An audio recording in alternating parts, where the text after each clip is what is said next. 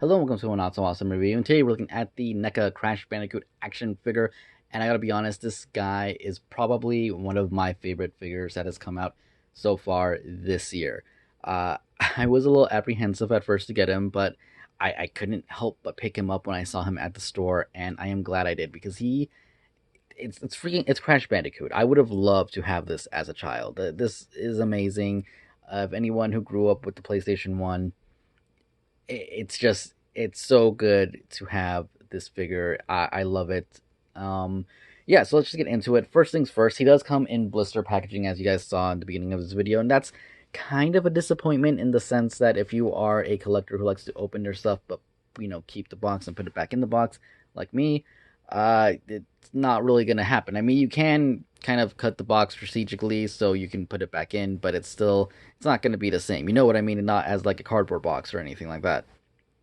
Second thing, be aware when opening it, assuming you're gonna open it, you cut around the edges of the blister packaging, because if you cut straight down the middle or anything, you may damage this cardboard cutout of the little box that's in the game. This is a papercraft item, basically. I mean, if you guys look up papercraft, you'll know what I'm talking about. If you know what it is, you'll know what I'm talking about. It's folded up. It's inside the packaging, in between the, I guess, front and back little packaging slip.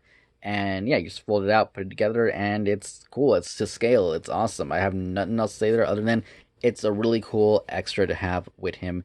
Anyways, Crash Bandicoot here is awesome. The figure feels a little weird. I'm not gonna lie. It's like a softer plastic. Now I'm not used to NECA figures. Um, just my area never really carries them. The only place it used to would be Toys R Us, and unfortunately, they're now officially closed forever. So that's sad times. But they never had the figures I actually wanted from NECA. I think I saw Batman one time, and I regret not getting him. And they had Dante one time, and I regret not getting him.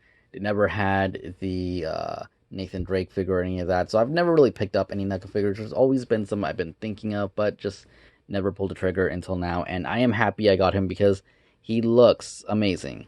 Now, a few things to note before I, forget. He does stand about 5.5 inches to the top of his head to 6 inches to the top of his hair. So he has a nice size for what he is. And like I said, he is made of this weirder, soft plastic. The pants are smooth and everything. The boots have texture, or the shoes, I should say. They're not really boots, but yeah, they have like a nice texture to them. Yeah, I don't know if it's supposed to like just simulate the fur, or it's just, I don't know, it feels like a softer plastic. Even his hair is definitely a softer plastic. You can see it moving right there. But yeah, he looks amazing. The paint job on him is perfect. The eyes look really good. I did see some that have the eyes just a little bit dirty, so if you have a choice to look through them, I would obviously recommend doing that. The pants are painted pretty neatly, pretty clean all the way around. You can see the one pocket in the back right there, the little tie for his pants. The boots, the detail on them is amazing. They look great. The shoelaces even have detail.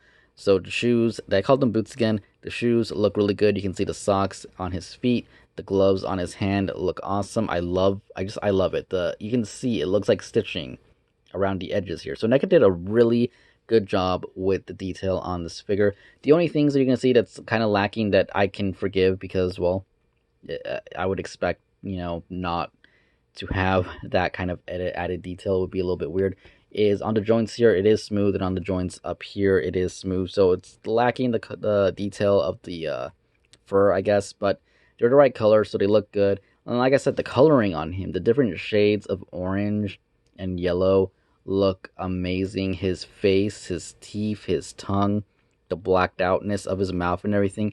It is so well done that I gotta commend them on this, because it is a very good looking figure. And not only does he look amazing, his articulation isn't half bad. Now, is it the best articulation in the world? No, not by any means, but it is still pretty darn good, especially for the oddly shape of Crash Bandicoot, being what it is. So, let's start off with the head. He can, if I can get this on right, he can look up. He can kind of look down. It's more straight than down, but it does move up and down, so that's cool. You can look left and right. It does pivot a little bit to the side when you do it, but it is possible you rearrange it, you can get him to look left and right up until he reaches about his shoulder, and that's where he stops. But that's still a very good amount of range, especially for something that looks like this. I mean, you can get him more or less flying forward, so that is pretty cool. Not only that, his eyebrows are on like little ball pegs, so you can change his expression more or less. I'm saying more or less because obviously his mouth is open. If you could close his mouth, then you can change it a lot more. But still, it is cool that you can do that, and I honestly I love that. That is awesome. Arm wise, let's see if we move his head to the side a little bit to give him just a little bit of extra space. He can move them about yay high, which is actually really good. It's better than the Vegeta from yesterday. So, it's basically level, maybe just a little bit more depending on what you do, but yeah, you can rotate them all the way around. There is no upper bicep swivel, unfortunately, but it does have a hinge here at the elbow. As you can see, it goes up just about 90 degrees, and it can rotate outwards and forwards, so you do get some bend there, which is pretty cool. You can swivel his wrist and hinge it in and back really good. You can see they did try to paint this a darker color, at least it looks like it, and it looks like it rubbed off, but it's not really that big of a deal. So arm articulation wise, it's good. I mean, you can't really ask for too much more from that, considering, well, he is an oddly shaped creature. So I love it. Really good. He does have this upper waist kind of joint going on here where he can rotate his abdomen forward like so, which is really good. That's a really good hunch forward, and you don't lose any gappage or anything. It looks really good here. Stays in line with the paint. Great job on that. You can lean him back a good amount, which again, no gappage or anything. Looks really good. Stays in line with the paint. So no complaints there. You can pivot him side to side, which again, there's no gappage when you do that either. And if you tilt it the right way, it does still stay in line with the paint. Amazing job on that. So gotta commend them on that. The legs could be a little bit better. They can't kick back at all because of the way his little butt is shaped, but they can go outwards that much. They can go forward a little bit, about that far, which again isn't too much. I wish they could do a little bit more. I wish they had a little bit of a drop down or something so we could get more range, but still, for what it is, it's not bad at all. He does have upper rotation at the knee. No knee bend from what I can tell. Yeah, it feels like it moves, but there's no joint in there. He does get, if I can get it, some rotation forward and back at the bottom of the shoe, or top of the shoe if you want to say. And he does have a pivot there. You can see it's a little tight.